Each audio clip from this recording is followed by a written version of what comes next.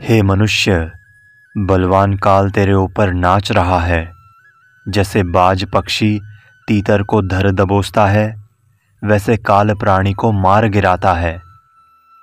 हे अभिमानी, तू मौत के चुंगल में पड़ा विलख विलख कर रोएगा, तब तेरा तेवर नष्ट हो जाएगा। अंतर्मुख हुए बिना मनुष्य शरीर वैसे है जैसे राजा के बिना प्रजा अनाथ हो जाती है, और जैसे बिना माता पिता का बालक अनाथ होकर विलखता है। जो लोग केवल कल्पित देवी देवताओं और मृत पितर के उपासक हैं, उनके ऊपर वासनाओं की चीरी पड़ेगी। बहुत पुरुषों की स्त्री वैश्या होती है, उसे लज्जा नहीं होती। वैसे नाना देवी देवताओं की उपासना में भटकने वाले मनुष्य आत्मबोध और आत्म शांति से दूर रहते हैं। पलटू साहिब कहते हैं कि हे कल्याण के इच्छुक, यदि तुमने काम क्रोध आदि को मारकर आत्म शांति नहीं पाई तो सिर पर ताज लगाने से क्या होगा। ऐसे जीवन को धिक्कार है। जिसमें मोहित होकर हम भटक रहे हैं, वो माया का साज समान क्षणिक होने से झूठा है। हे मेरे मन, तू बड़ा बेवकूफ है। तूने कौड़ी कौड़ी कर लाख करोड़ बटोर लिया। तूने ये व्यर्थ की बेगारी की। अंततः तू चार के कंधों पर चढ़कर हाथ पसारे चल दिया। आसपास के लोग सिर खोले तथा दुख प्रकट करते हुए आए। जाति और कुटुंब के लोग सब रोने लगे। बूढ़ी माता लिपट कर रोने लगी। याद रख, तेरे साथ न कोई मित्र जाएगा और न कोठी महल तथा अटारी। जो लोग रोते हैं वे अपने स्वार्थवश रोते हैं। दुनिया की मित्रता झूठी है। पलटू साहिब कहते हैं कि जब यमराज तुमसे तुम्हारे कर्मों का हिसाब मांगेगा, तब तुम क्या विचार करोगे और क्या उत्तर दोगे। हे संतो, सुनो, मेरी इतनी सी विनती है कि आज सावधान हो जाओ। किसी के मरने पर जो लोग रोते हैं, वे अपने स्वार्थ में हानि मानकर रोते हैं। मरने वाले की हमदर्दी में नहीं रोते। यदि निरर्थक मनुष्य मर जाए तो लोगों को कुछ झटका नहीं लगता। यदि बहुत दिनों का रोगी असमर्थ मनुष्य मरे तो घर वाले प्रसन्न होते हैं। हे संतो, जैसे पानी में पड़ा बताशा क्षण में गल जाता है, वैसे शरीर का खेल क्षण पल में समाप्त हो जाता है। हे बंदे, तू मुट्ठी बांध कर पैदा हुआ है और यहाँ से एक दिन तुम्हें हाथ फैलाकर जाना है। ना कुछ लेकर आया है और ना लेकर जाएगा। व्यर्थ में क्यों हानि लाभ के द्वंद्व में पड़कर पश्चाताप में डूबा है। कौन किसकी पत्नी है और कौन किसका पति है, तेरा किसी से कैसा संबंध है। तू मोह में डूबकर अचेत पड़ा है। हे बंदे, सावधान हो जा। तू विषयों की लहर में क्यों मतवाला हो गया है। हे मनवशी, तेरे जितने पलक गिरते हैं उतना तेरी मौत निकट आती जाती है। याद रख, तेरे साथ अच्छे बुरे कर्मों के संस्कार चलेंगे। शेष सारी चमक दमक व्यर्थ है। तेरे प्राण पहुने की तरह हैं, ये आज कल में चले जाएंगे। क्यों किसी पर क्रोध करके रूठता है। पलटू साहिब कहते हैं कि हे बंदे, तूने विनम्रता और सेवा कार्य में अपने को अलग करके स्वयं को धोखा दिया है, इसलिए दुख उठा रहा है। भावुकता में कोई वैराग्य का वेश न पहन ले, क्योंकि वैराग्य का रास्ता भोग और स्वामित्व को त्याग कर होता है। इसलिए विषयी मन को ये कठिन है। जो विरक्त हो वो संसार के भोग और सम्मान की आशा कभी ना करे और मांग कर पानी ना पिए, अपितु स्वावलंबी हो। भूख प्यास और निद्रा में व्याकुल ना हो, अपितु इन पर संयम हो। इतना ही नहीं, शरीर का अहंकार छोड़कर मर जाए पूरा अभिमान शून्य हो जाए। जिसके धड़ पर सिर ना हो, पूर्ण अहंता ममता शून्य हो और आत्मलीन हो, वो वैराग्य का आनंद पा सकता है। पलटू साहिब कहते हैं कि वैराग्य कठिन है। जैसे योद्धा जीवन पर्यंत युद्ध करता है तो उसके हाथों में अस्त्र शस्त्र चलाने से दाग पर दाग पड़ जाते हैं, वैसे वैराग्य साधना निरंतर करते करते वैराग्यवान के मन में वैराग्य वृत्ति का पक्का अभ्यास हो जाता है।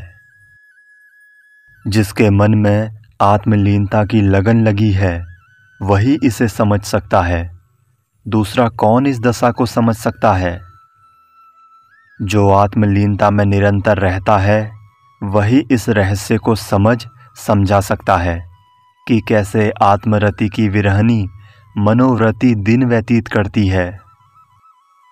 भवसागर से पार उतरने के लिए रास्ता लंबा है। जितना अबोध और विषय तृष्णा है उतना मार्ग लंबा है। इसलिए अध्यात्म पथ के पथिक जगत तृष्णा की चपेट में पड़कर बीच में ही हार कर बैठ जाते हैं। यदि माली सूखे पेड़ को सींच कर हरा कर दे तो कोई मुझ आत्मविरही को इस विरह से अलग कर सकता है? साधक की मनोवृत्ति कहती है कि मैं सद्गुरु के आत्मज्ञान बाण से घायल होकर मत वाली बनी विचर रही हूँ। एक तरफ मुझे आत्म प्रेम का बाण लगा है, दूसरी तरफ संसार के लोगों का उपहास सहना होता है। आत्मा में निरंतर लीन रहने की मेरी लगन लगी है। इस लगन को कोई हटा नहीं सकता। संसारी वैद्य बेचारे मेरी क्या औषध करेंगे? पलटू साहिब कहते हैं कि मेरे जीवन में आत्मलीनता की लगन लगी है। अन्य बहुतेरे आत्म अनुरागी भी सद्गुरु के उपदेश बाण से घायल होकर विचरते हैं।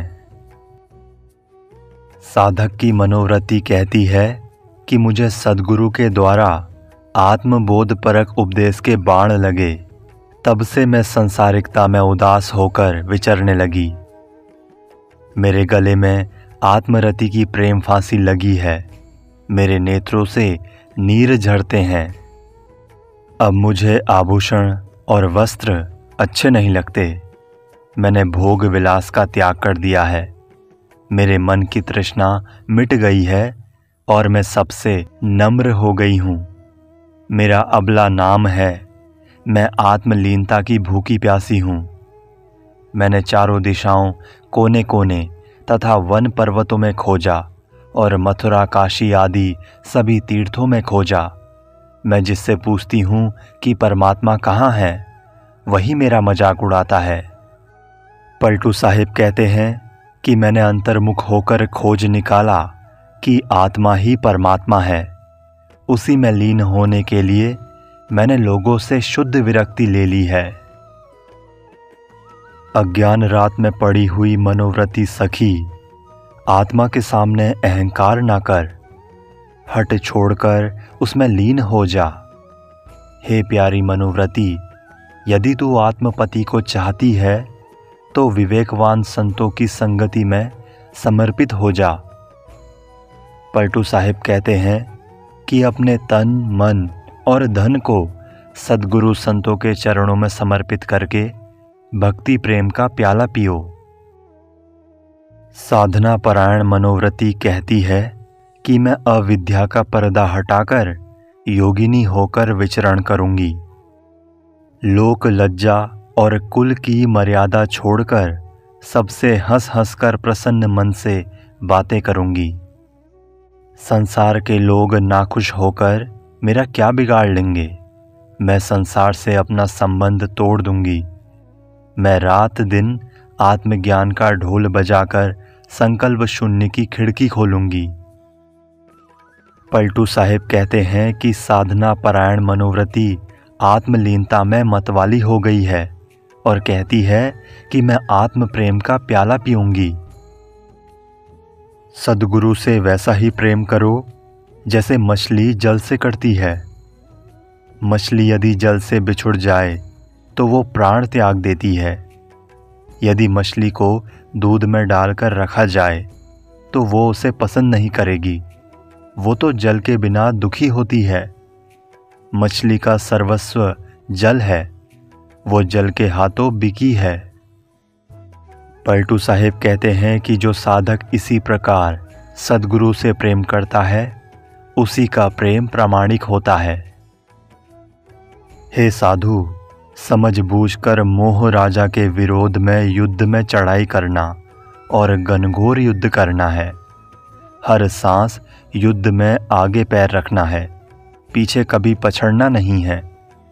शरीर के सारे अंग तिल तिल घाव से भर जाएं, तो भी युद्ध क्षेत्र से क्या हटना है। आत्मज्ञान परक शब्दों की तलवार खींचकर और पांचों ज्ञानेंद्रियों का दमन कर उन्हें वश में करना है और काम, क्रोध, मद, लोभ आदि का शमन कर मन को मार देना है। सावधान, मन के युद्ध क्षेत्र में डटे रहना और मानसिक विकारों को चोट को सहकर निर्विकार रहना है। 24 घंटे मनोवृत्ति पर तटस्थ होकर चढ़े रहो, कभी असावधान नहीं होना है। सद्गुरु के उपदेशों के ऊपर अपना सिर दे दिया है, अब किसका भय करना है। पलटू साहिब कहते हैं कि साधक अपना अहंकार रूपी सिर तो काट दिया, अब केवल धड़ पर कफन बांधकर मोह राजा से लड़ना है। साधक को इसके अतिरिक्त अब काम ही क्या रह गया। क्षत्रिय वो है जो काया कोट पर अपना पूरा नियंत्रण रखता है। काम, क्रोध आदि मन में रहने वाले चोर हैं, इन दुष्टों को मन से निकाल दे। आँख, नाक, कान, जीभ और चाम, ये 5 सिपाही पुराने कब्जेदार हैं। ये नित जगने पर मन को बहकाते हैं और द्वंद्व करते हैं। इन 5 को जब पूरा अपने वश में कर लेंगे तो ये शरीर गढ़ के तुम अद्वितीय स्वामी बन जाओगे। सावधान, काम, क्रोध, लोभ आदि मनोविकार तुम्हारी थोड़ी भी असावधानी पाकर तुम्हारे ऊपर आक्रमण कर देंगे। पलटू साहिब कहते हैं कि वही वीर क्षत्रिय है जो मन को मारकर अपना उद्धारक हो जाए। यदि साधक विवेकवान संतों के द्वार पर पड़ा रहे, उनकी सेवा तथा सत्संग में लगा रहे, तो धीरे धीरे अपना स्वभाव सुधारते सुधारते पूर्ण सुधार होकर उसे अविचल शांति मिल जाएगी। साधक अपने तन, मन, धन तथा सर्वस्व सद्गुरु संतों के चरणों में अर्पित कर दे और उनके शासन को सहर्ष स्वीकार करके सहनशीलता पूर्वक साधना करे। मुर्दा होकर उनकी शरण में पड़ जाए, उनके हटाने पर भी ना हटे। मुर्दा कहीं हटता है? लाख समझाने पर भी नहीं हटता है। जैसे कुत्ते सहज प्राप्त टुकड़े पर संतोष पूर्वक निर्वाह करते हैं, वैसे यथा प्राप्त वस्तुओं से निर्वाह करते हुए सद्गुरु संतों की चरण भक्ति में उत्साह पूर्वक लगा रहे। पलटू साहिब कहते हैं कि जो साधक इतनी बातों पर ठहर जाए, उसका कल्याण हो जाएगा। ये संसार बाजार दया का है, सब जीव दुखी हैं, उन पर दया करो, किसी को दुख ना दो। क्या कोई ये सौदा करेगा? क्या दूसरों को दुख देने से बचेगा? इस संसार में थोड़े दिन के लिए आए हैं, यहाँ सुयश का सौदा खरीदकर अपनी जीवन गाड़ी में लादना चाहिए, किंतु लोग अपयश का सौदा लादते हैं। इनके गले में माया की फांसी पड़ गई है। मानव जीवन में कल्याण करने का लाभ कामना था, किंतु लोगों ने अपना मूलधन विवेक ही खो दिया। इनका सब माल कर वसूलने वालों ने ही खा लिया। मन, इंद्रियों के गलत आचरण ने ही इनको नष्ट कर दिया। बगल में बालक है, किंतु उसके खो जाने की मुनादी पूरे शहर में की जा रही है। परमात्मा स्वयं आत्मा है, परंतु उसे बाहर खोजा जा रहा है। लोग अपने शरीर पर ध्यान नहीं देते कि इसके आचरण ठीक कर अपने आप को पहचानें। पलटू साहेब कहते हैं कि सारा संसार स्वरूप को भूलकर बाहर भटका हुआ है। लोग अपनी कल्पनाओं की परछाई पकड़ना चाहते हैं। हे मित्र, मुझे जगा देना। ये माया मोह की नींद मेरी शत्रुणी है। रोगी जागते हैं, भोगी जागते हैं, नौकर जागते हैं अथवा चोर जागते हैं। इनसे हटकर आत्मानुरागी संत जागते हैं और सद्गुरु के उपदेशानुसार आत्मशोधन आत्मस्थिति करते हैं। अपने देह स्वार्थ में सब जागते हैं, बिना स्वार्थ के कोई नहीं जागता है। पर स्वार्थ में वो मनुष्य जागता है जिस पर सद्गुरु की कृपा हुई है और उन्होंने उसे आत्मबोध दिया है। सच्चा परस्वार्थ करना है किसी को आत्मबोध देना। मोह नींद से जग जाने पर आज से लेकर आगे आनंद ही आनंद है। मोह नींद में सोने से जीव को बड़ा दुख होता है। पलटू साहेब कहते हैं कि मैं आत्मज्ञान की तलवार लेकर निरंतर जागता हूँ। इसका परिणाम जो होना हो वो हो। इसका परिणाम तो उत्तम ही है। हे जीव व्यापारी, समझ बूझकर सौदा ला दो। हे मित्र, संसार की माया अंत में काम नहीं आएगी। तुम्हारे साथ में तुम्हारी आज की लौकिक प्रधानता नहीं जाएगी। 5 ज्ञानेंद्रियों के विषय भोगों की मनमानी पूंजी रखते रखते तुम्हें बड़ा अहंकार और भ्रम हो गया है। तू साधु की सेवा कर, आत्मचिंतन कर और सतनाम के अर्थ स्वरूप आत्मस्थिति में लगन लगा।